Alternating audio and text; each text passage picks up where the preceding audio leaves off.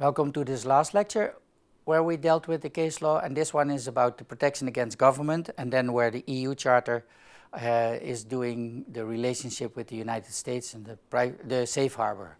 And this case is known as Schrems against Facebook.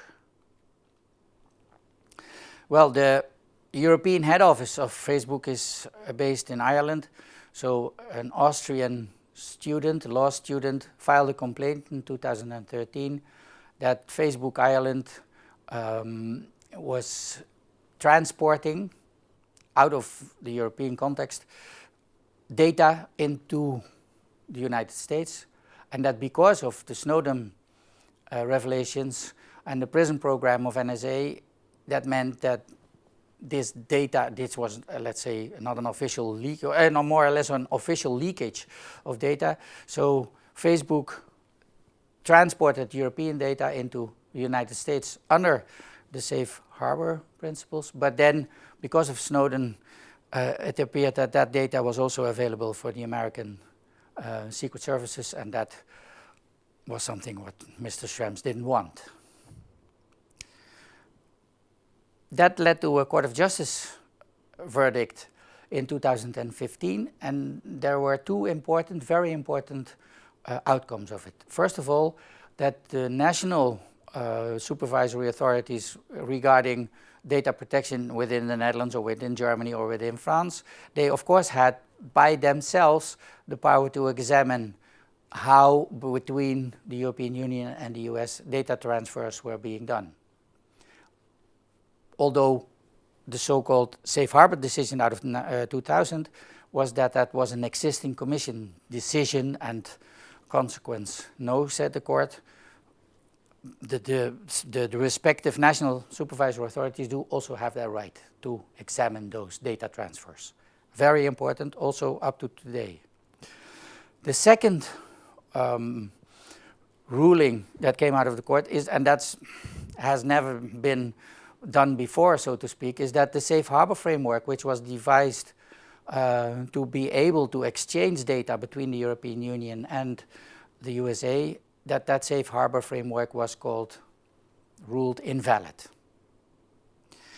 And that really made a shock all over the world. What for the first time where the two big nations, two blocs, trade blocs, were being told by the court that they had made an agreement, but that agreement should not be valid.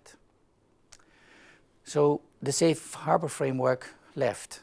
If you want to know a bit more about this follow-up, then in the MOOC on the privacy within the USA, you can see in more detail what that safe harbor principles and the follow-up of it, namely the privacy shield, what the consequences and how that should be dealt with from an American perspective. Important again, to go back to the ruling itself, is that unlike what happens in the United States, the default rule in the European Union is that data transfers are only allowed when the data that is going to another country is met with the same protection as within the European Union. And so this, let's say, this reciprocal protection should be in place. And the Schrems case made clear that that was not the case. So that was why it was very important, because then most service providers for search engines or Facebook or things like that are American-based companies, and so they do not respect, at least in the 2014 decision of the court, they do not respect sufficiently the privacy of European citizens. Okay, going back to the goals of this module, is that I hope that you understand what the differences are in the formulations of the private life and data protection rights, as well as the courts are seeking balance between public interest, commercial interest of service providers, as well as the interest of us as individuals, as citizens. So I hope that I have been able to make that clear to you. And thank you for watching this module and lectures. And the next lecture will the next module will deal with the main elements out of the General Data Protection Regulation, or famously known by its acronym GDPR, main elements. Thank you for watching this.